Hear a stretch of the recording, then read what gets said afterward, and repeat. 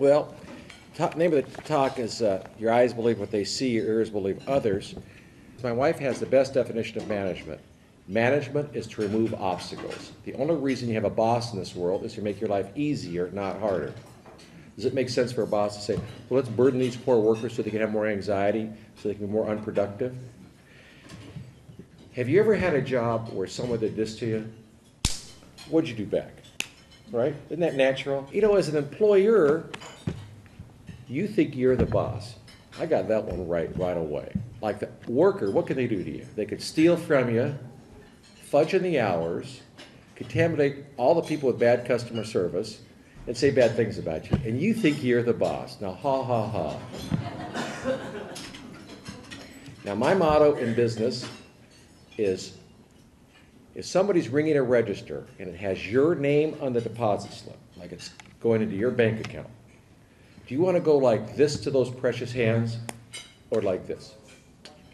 What do you think? Happy fingers, happy registers.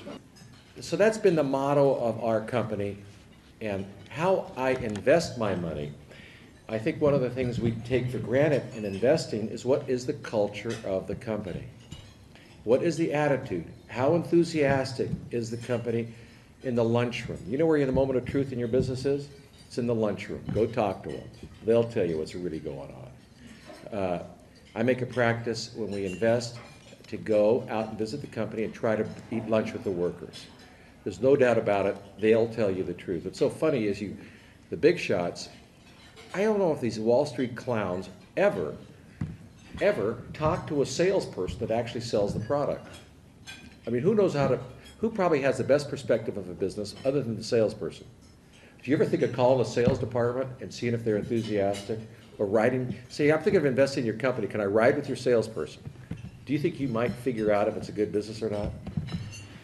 We can't wait to invest in the goofiest name possible, JDS Uniphase. What the hell is a JDS Uniphase? Does that name resonate anything? Do you ever buy their products? Why would you buy equities in a company you have no clue what they do? Because some bozo, I hate to say it, but some guy on Wall Street says, hey, it's a great idea. Investing with your ears and not your eyes. The best stock market advice I ever received was from my wife, once again. A woman bought Colonel Sanders stock. You know why? The lines were long. You know when she sold it? The lines were short. All my life, I really trained myself to be more of an investor.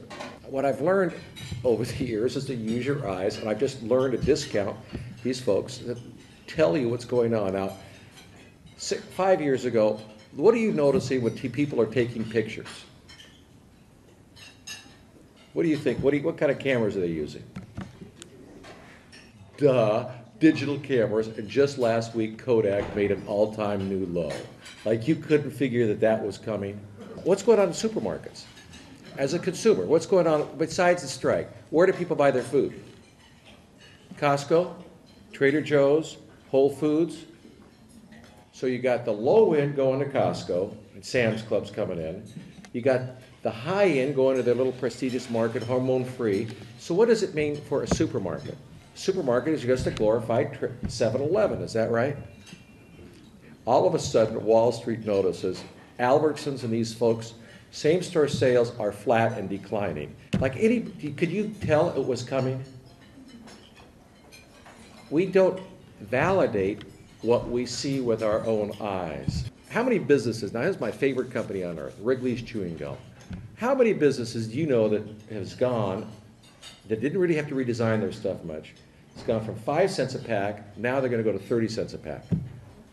Same stick of gum, don't have to redesign a thing. Now let's look, everybody loves these high-tech companies, which I've never owned and never liked because I never understood them, even though I was in the business. Let's look at Sun Microsystems or Dell Computer. What do you know about computers? They always seem to be re-engineering them, and they always are going down in price. Is that fair to say? Now, why would you buy that stock? I mean, it just doesn't make any sense. Sun Microsystems has gone from $100 down to $3 a share. Wouldn't you rather have a business that could control raising prices than always having to lower prices? It just seems to make sense. My motto is I mean, could you imagine going to Wrigley's Chewing Gum in a board meeting? What decision would the people have to make? Nothing. But let's say you had to go to Sun Microsystems. You always have to be one step ahead. Why do you want to invest in a business that always predicates itself, like Microsoft, that you have to have smart people always making smart decisions? Don't you want to invest in a business like Wrigley's? Any idiot can make stupid decisions. I don't get it. Now, that's how my investment philosophy is. You know, your savings and your ideas work 24 hours a day, 7 days a week, don't they? An idea is worth a hell of a lot of money. Your savings, when you're older, what does it do? Your rent checks come in when you're sleeping?